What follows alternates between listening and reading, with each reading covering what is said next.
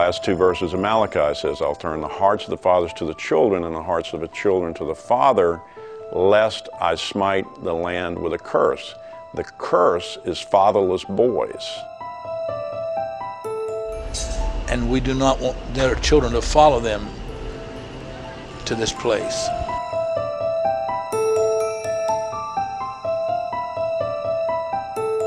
You would think seeing your father go off to prison, that would have a big impact on you and you would decide not to go to prison.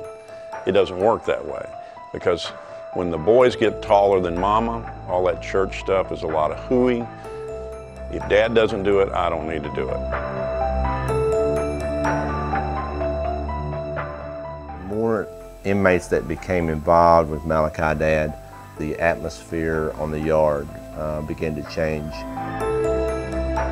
The long-range potential for Malachi Dads is to turn the hearts of the fathers to the children and the hearts of the children to the fathers, so we can eliminate the curse of fatherless boys, particularly in this country.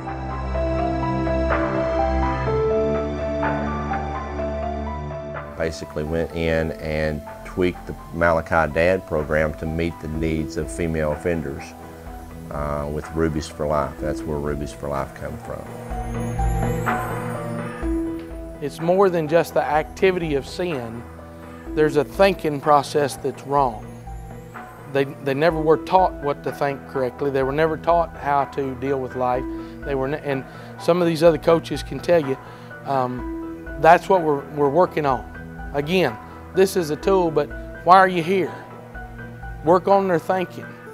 There's a lot of things that happen that we think are okay, but they're not okay.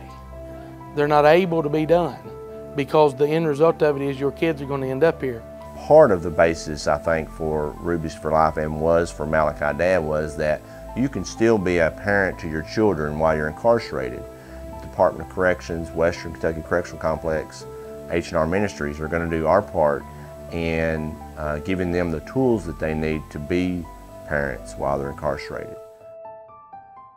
And I know that a lot of the world would look at me and they'd say, well, you know, you went out and spent your kids' money on drugs and you went to prison and you're a convict, and even people have posted things on the internet that say that I'm a scumbag and that I'm not worthy to be called a mother, but God says different. And because of him today, I know I'm going to walk out here with my head held high, and I have a relationship with my kids. I've been restored to everything that I lost, everything that I took for granted, and I wouldn't have it any other way. I said, child, I've never given my life to Jesus. How can I help you if I haven't helped myself? She said, Papa, why don't we both do it? My knees got cut out from underneath me. I hit that concrete. I grabbed that baby and I bawled like a bear in front of everybody. But I didn't care, you know. And I started understanding why things are happening. It wasn't me designing anything. God was doing everything. God was handling. He was molding what he wanted to mold. We sat down, we prayed for quite a while. But since that day, my whole life has changed. And instead of hurting people like I have done all my life, now I try to do everything I can to help.